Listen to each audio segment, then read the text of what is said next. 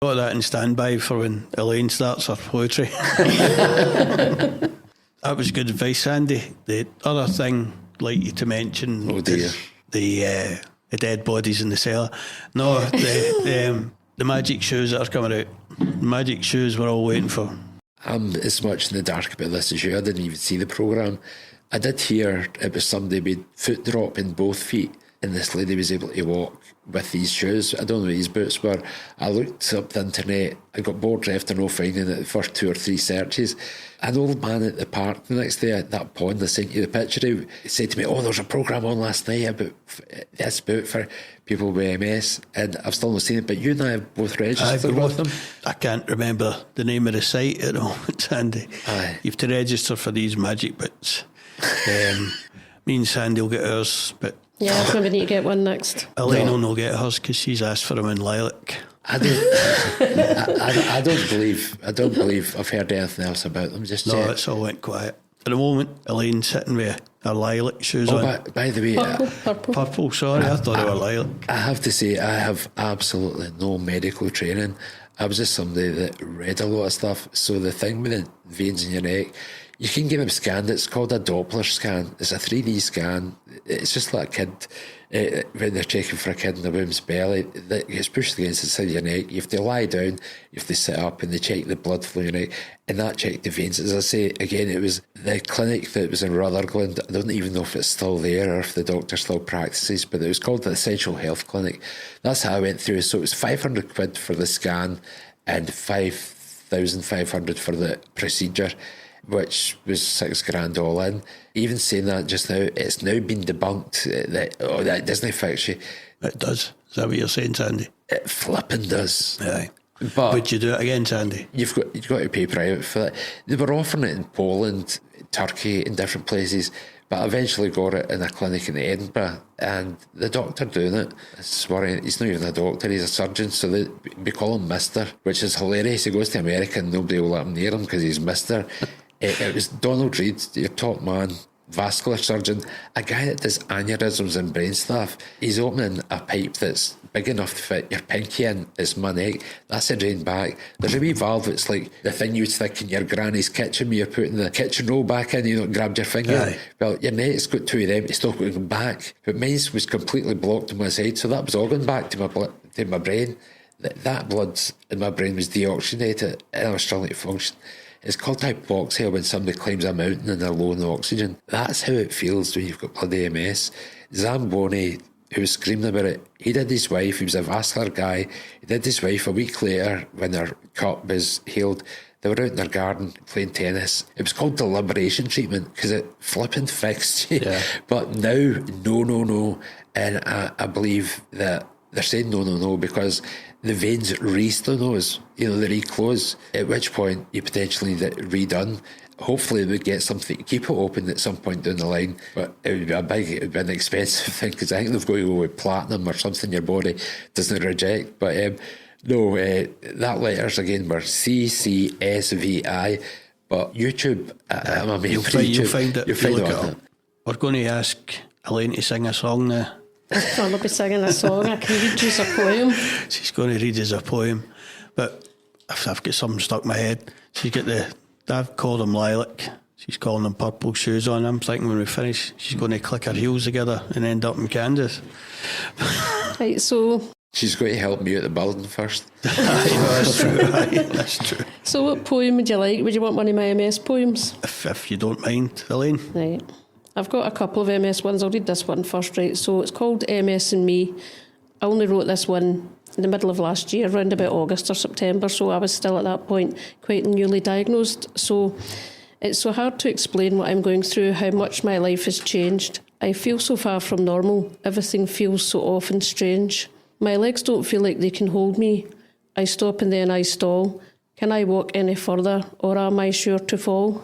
Other people look over, as if I look as if I'm drunk. It didn't take a part of me, it didn't even take a chunk. The life is my new normal. My world has suddenly shrunk. I often forget the word for things I always knew. I often get confused. I don't know what is real and true. This constant thick cloud hangs over me. I feel so very blue. I'm so unbelievably tired now, the least thing leaves me beat. I need to lie and rest, I must admit defeat. For today, I don't feel my best. I'm not going to let it beat me. I'll keep fighting every day. I'll adapt and live in a new way. MS may think it owns me, but I'll always have the very last say. That was excellent. Excellent. And I was hoping Davey was going to press the applause button there, but hey, there we go. There we go. That sums up. Do you want another one, or will that do? Well, before we do that one, I talked about being broken, but still fixing things. So you get diagnosed, you had to leave the job you were working in. Yeah. But you're retraining as a CBT therapist. Yeah, I was working as a distress brief intervention practitioner, but it became too physically and emotionally demanding speaking to people who were struggling all day when I was currently struggling, and it was a lot of multitasking in the job. I've got a lot of cognitive difficulties, so I just can't multitask anymore. But during the time I was working, as you say, while I was getting diagnosed, I was also at university, UWS in Paisley, doing CBT therapy. So I'd done that all through my diagnosis. Thought I would need to leave several times because I was struggling, but I stuck with it. So I'm now a qualified CBT therapist. Oh, well done. Well done. And I'm seeing 2 clients with MS Revive voluntary, so helping people remote who live in the Highlands and Islands so that I can continue to use the service myself. Tell us about Orkney. There's a lot of people there with MS, isn't there? The incidence of MS in Orkney is the highest in the world. It's like 1 in 280 in Orkney So far from the equator. Yeah, it's exceptionally high. They're doing a lot of research into Orkney at the moment to try and find out why it's so high. So yeah, that's... No, you're giving back. You've changed. I've had to give back, and I've had to give up my job, which you'll know yourself when you're not working. It's quite hard. It's quite hard to adapt when you're used to going to that job during the day and you've got to find new things to do. You do a routine. And everything becomes about your health. Aye. Yeah. And I'm going to wrap this up, but I wrote some stuff down because I thought I might forget. As a man and you stand up to pee, well, you've got MS, sit down to pee because your blood pressure drops when you relieve your bladder and you'll conk out. I'm glad you wrote that down. it was called, as a term for it, it was called vasovagal. Well, it was by the foreign gentleman. It was my doctor when I fractured my ribs in the fall. Plus, urinary hesitancy is the thing that's really bad. You either really need to pee and have to pee now, or you go and you don't need to pee. So people say turn the tap on. No, turn the tap on splashy and mess with your phone. In 5 minutes you will pee. I only know because I went to the hospital and I said to her, no, I've just been ill, it will not work. And she went, sit down there. And I sat down in that horrible seat with the poly bag catches your pee, you know, naked from the waist down, and with 2 strangers. And she walked out the room and turned the tap on, did splashy. Oh my God.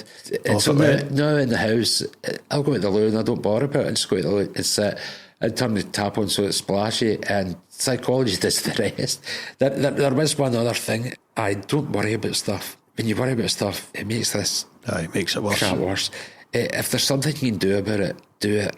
If there's nothing you can do about it, well, it's in the lap of the gods. Aye. Well, that sort of thing. And if you're struggling with, you want to get yourself a welfare rights officer, these ladies and men know how the system works. And if you're genuine, then they will assist you. Definitely. There's also Alan over at Revive, the benefits advisor. He's very brilliant. Good, yeah, very good. Very, very nice man, Alan, isn't it? Lovely man. Always busy. He's perfect, actually. That's who helped me early as well.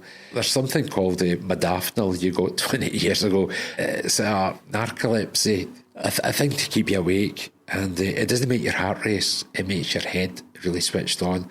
And again, that fella Stevie I was telling you about in the chair, I said to him, you're not taking that modafinil stuff, are you? And he said, aye, you've got to. And I said, you're not moving and you're in a chair. I said, you're on 400 milligrams. I told him about this stuff 18 years ago. So I got this guy on this med. I'm now trying to get him off. And I said, I don't think you're a neurologist. So he made contact with his doctor, who contacted his neurologist, and we're stepping down. Bloody right, step him down. That man's been on this super light. I mean, 5 years or so he's been in this chair, no moving, and his brain has been lit up like a bloody Christmas tree with this drug that he needs to stop. So modafinil is good unless you're no wanting to be mobile. Aye. You've said before, Sandy, you approached MS differently from your friend. for a lot of people, but I knew a lot of people that did well with it. It's just where they were in their head sort of thing. Aye. But it can end relationships quite easily because I was the breadwinner, you know. I'd fixed the slate and the roof, all that sort of stuff, whereas now I'm struggling getting it loft. I was thinking about yourself and your friend that's the two carers going every day. I get called this Andy. This Andy, yeah, but he didn't reach out. Well, if Stevie had seen the offer to go to the hospice, he would have said nope, because it's a hospice, and that's the way I felt initially. But to keep going, I know it's elderly people in particular, people in our situations, you want to keep strong enough, keep going, don't give up, just keep moving. Good. That's just even walking. So keep cool, keep walking, keep moving, do what you can. Keep your brain active too. That's a biggie. That's why I went back to uni, so that I could keep studying, keep the brain working. Well, look at Stephen Hawking. That fella was, well, it was an MS, but he was still going, and he shouldn't have been, you know. Aye, I was going to crack a joke there, but Oh dear. Earlier on I'd mentioned going to Lourdes, and Joe, the instructor at Strength and Balance, said he'd witnessed a miracle at Lourdes. An old guy, sort of raggedy clothes, old wheelchair, broken down, guy could hardly move, and he get wheeled up to the pool. So they wheeled him in, the guy still couldn't move, but when they wheeled him out, everyone gasped. The old wheelchair had brand new wheels. So thanks for that, Joe. Helen, do you want to give us another poem? Elaine. Who's Helen? I was looking for Susan. This is what our conversations are always like. Oh, right, okay, Bertha. So Right. I've got one that I wrote probably a little bit earlier in my diagnosis, but it's still relevant. So this one was called Goodbye 2024. Obviously, I wrote it at the end of the year. So what a year it's been. Shocks and surprises and everything in between. The year began with my December diagnosis of MS. I took it hard and I was quite a mess. By February, I was told my MS was primary progressive. This I did not want to hear. It filled me with such dread for the future, with uncertainty and fear. I continued work and gave my all until it became too much and I hit a wall. I thought I could go on, but I had to give it up after all. I met a lot of new people this year, people with the same struggles as me. As I started groups and some PT, I met a lot of new people who I now consider good friends.